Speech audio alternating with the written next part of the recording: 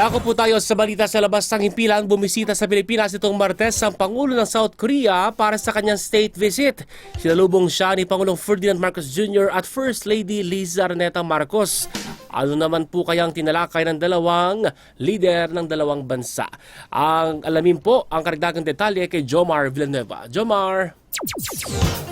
Isa ang usapin sa teritoryo sa mga tinalakay ni Pangulong Ferdinand Marcos Jr. at South Korean President Lee Jae-myung kasunod ng pagbisita nito sa Pilipinas. Ayon kay Marcos Jr., nagkasundo ang dalawang bansa sa kahalagahan ng pagsunod sa international law para mapanatili ang kaayusan sa pagitan ng mga bansa sa kabila ng mga geopolitical issues. Kabilang din ang tensyon sa Middle East sa mga tinalakay ng dalawang leader. Ayon naman kay Lee, paiigtingin ng Pilipinas at South Korea ang kooperasyon sa pagtatayo ng infrastruktura at defense industries.